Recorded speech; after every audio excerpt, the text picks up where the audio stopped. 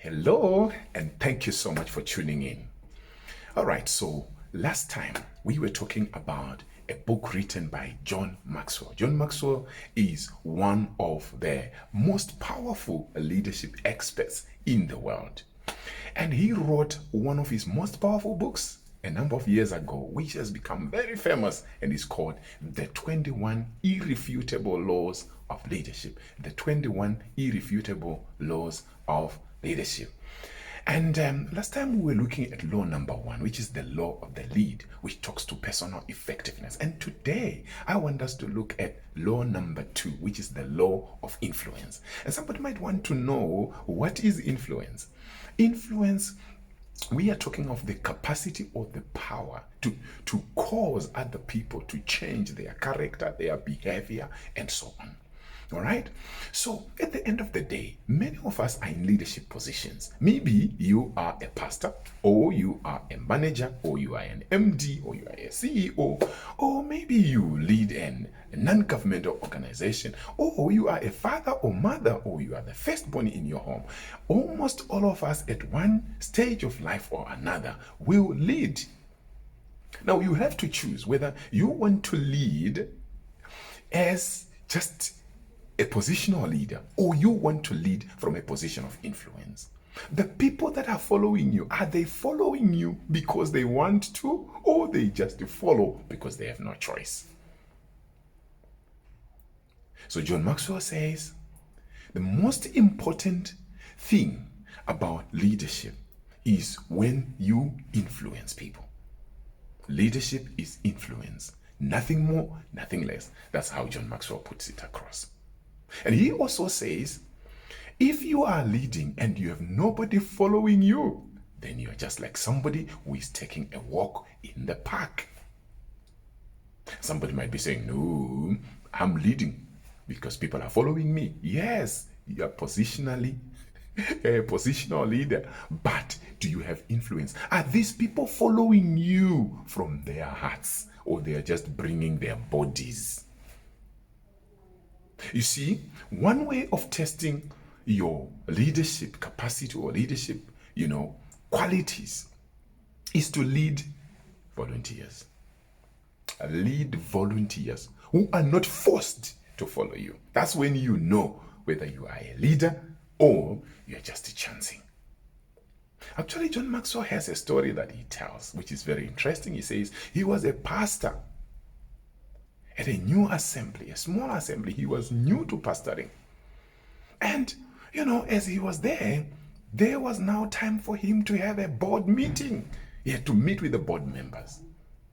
And he didn't even know where to start. So when the meeting started, he said, anybody who has something for us to discuss? And there was this particular guy.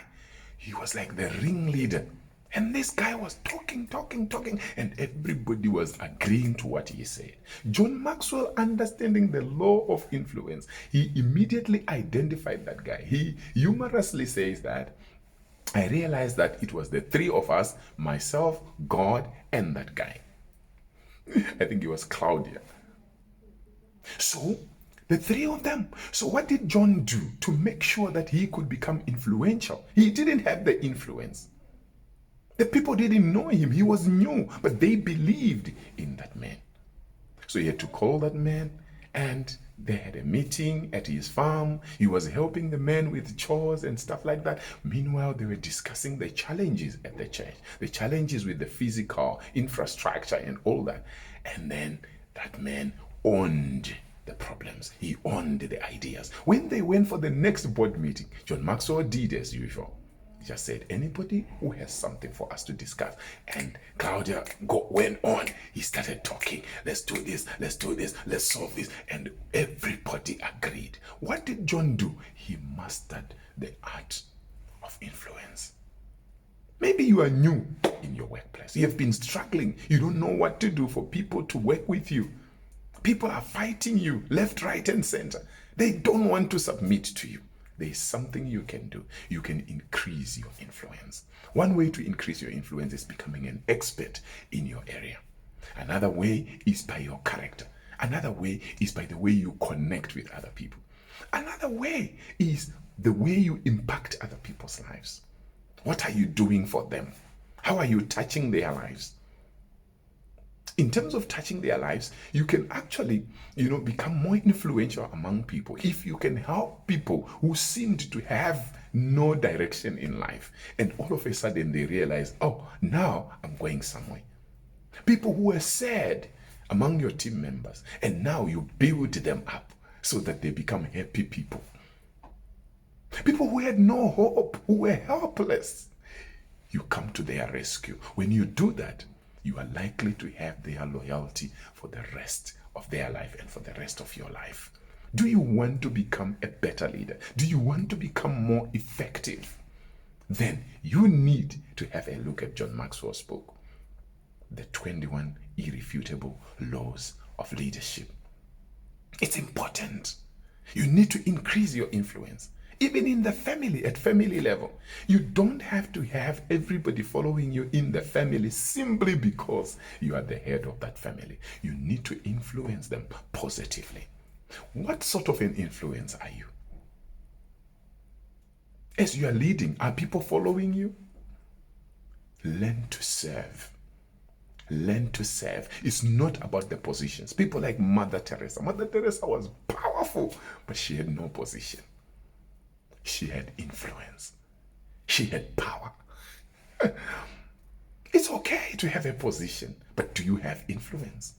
What can you do today to increase your influence? Stop crying and begin to take some steps. It's still possible. There is hope for you to become a better leader.